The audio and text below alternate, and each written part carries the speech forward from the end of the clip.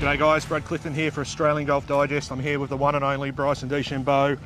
This is some setup. We know how far the bloke hits it. Let's get him to run us through his tools of trade. Bryson, Yeah.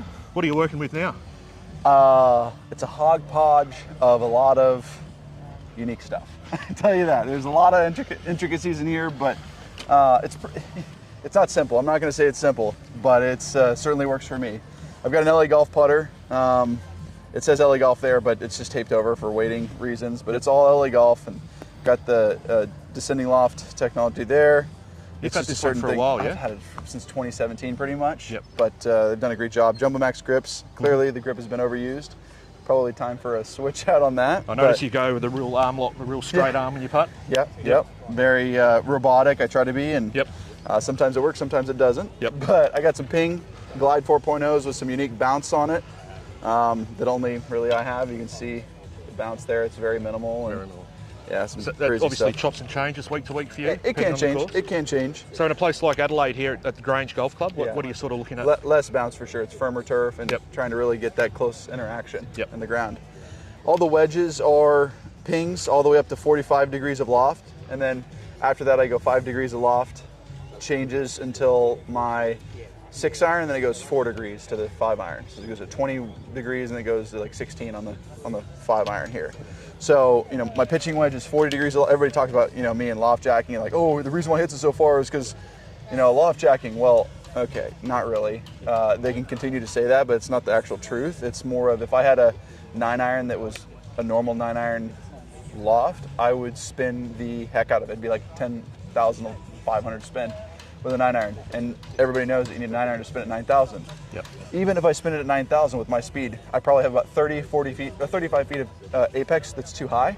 So it gets in the wind like crazy and I can't control it.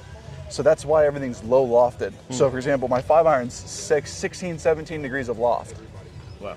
But it's a 16, 17 degree loft club. That's all it is. Yeah. And people got to recognize it as that. So pitching wedge all the way through 5 iron. Yep. All the same length, I noticed. They're all Still the same one length. clubs. All Are you the one length. surprised the one length hasn't taken off with other players? Blown away. Well, it's industry driven. It's industry driven.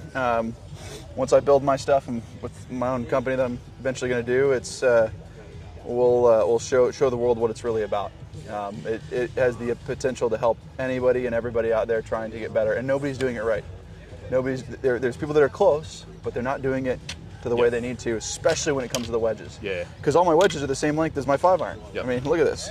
And this thing works beautifully for me. Everybody says, look at that. Everybody says, oh, he's not that great of a wedge.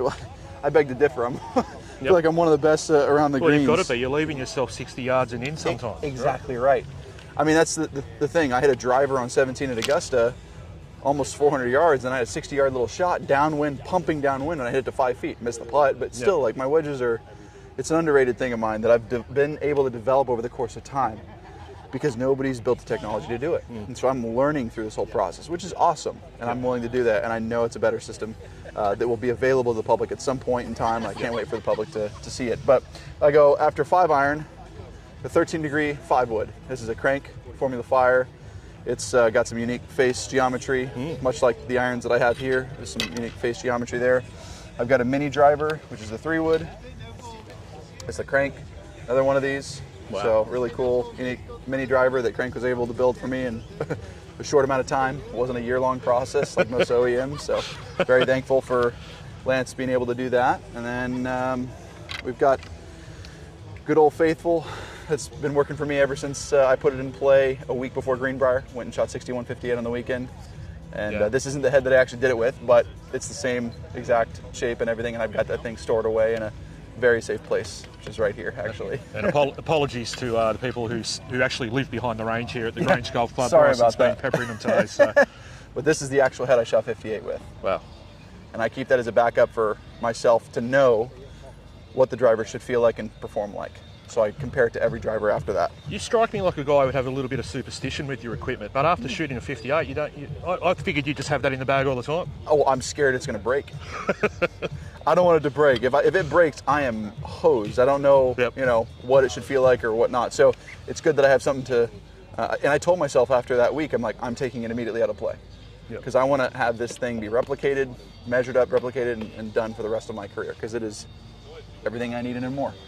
Yeah. So that's pretty much a what's in the bag. Everything's a Jumbo Max grip, LA golf shafts in the irons. We're working on some cool driver LA golf shafts right now, which I hope to put in play this week, and if not, it'll be in play next week. But it's amazing what we're doing. I've got some cool technology that I'm working on with those shafts. They would be the stiffest shafts on tour? No, they aren't. They're not? They're only, no. They're like 287 CPM, which is stiff, but it's not. It's not that crazy. It's not over 300. Yeah, okay.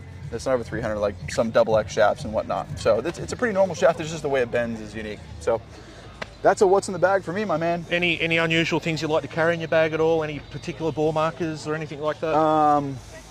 No. I mark my ball with a dollar coin every single time. It's a bronze dollar coin. Yep.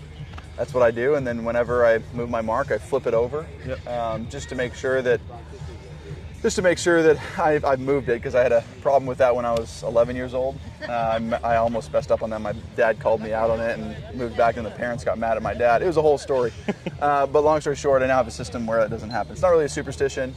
Yep. Sometimes I don't write the scores down because I'm playing too well. I'm like, I don't want to write any scores down. Maybe that's a superstition, but that's it for me, really. Well, I really thank you for your time. I hope there's another 58 for you out here this week, mate. That would be amazing out here. It's a great golf course, tough test, and I'm looking forward to it. Appreciate your time. Thank you very much.